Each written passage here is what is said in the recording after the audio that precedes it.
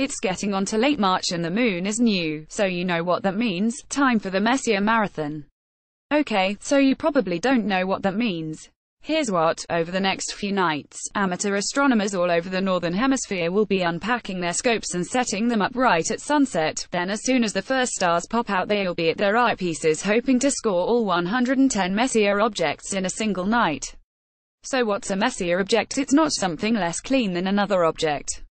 It's actually a collection of some of the brightest and more beautiful sights in the night sky, including nebulae, galaxies, and star clusters. Charles Messier, pronounced more or less Charles Messier, was a French astronomer in the 18th century who hunted for comets, which look like little fuzzballs in the sky that move as they orbit the sun. Every now and again he would find something that looked like a little fuzzball, but didn't move night after night. So, he created a catalogue of these objects as, essentially, things to avoid.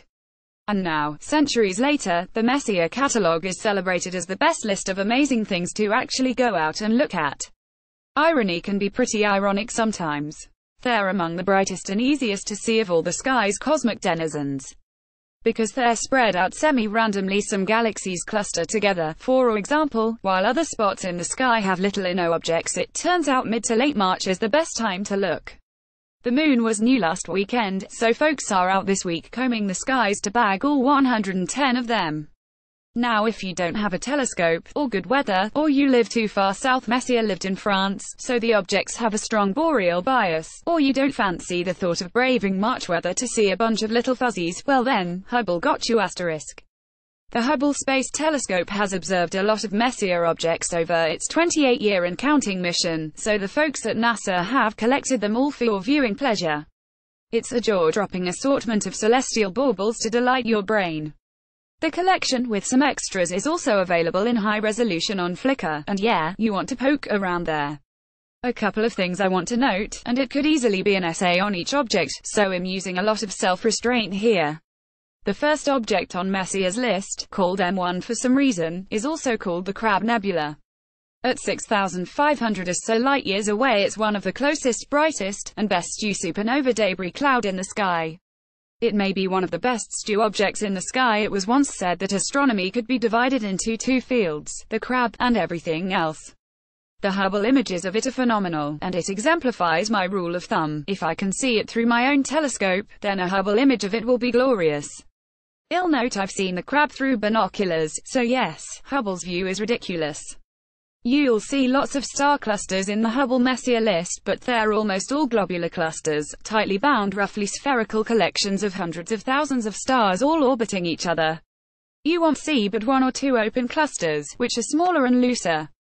In general, that's because globulars are so packed with stars that you need Hubble's keen vision to separate them, which allows astronomers to study them better. You don't need Hubble for most open clusters, and so they're weirdly underrepresented in the catalogue. One image of a cluster, M14, made me laugh. It looked a little funny to me in the thumbnail, and when I clicked it I involuntarily let out a "no way." It was taken using the Faint Object camera, a first-generation camera on the observatory that launched with it in 1990.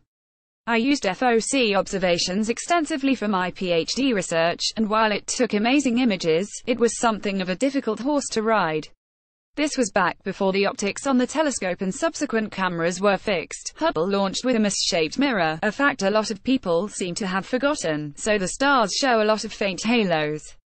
It was a nightmare to deal with that, but time heals all wounds, etc., etc. Seeing the image of M14 probably won't even give my flashback nightmares. I hope. Another one that made me smile was the shot of the M84. Hubble was in part built to provide the world's best observations of black holes, and the image was taken to look at that central supermassive black hole.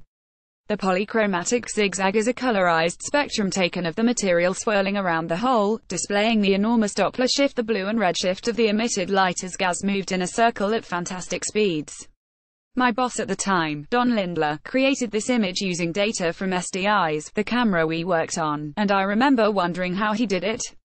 I looked at his code, and it was so compact and tightly scripted I couldn't quite wrap my head around the procedure. I was a decent coder, but HES a maestro. I think he'll practice that aforementioned restraint. Now I can feel the urge to dive into all these images rising.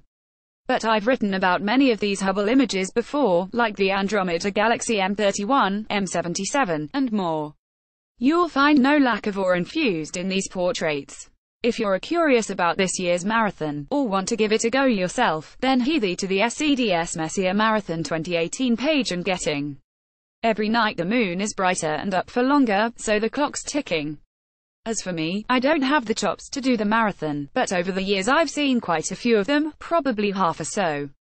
Maybe I'll see if I can a few more to my own personal catalogue.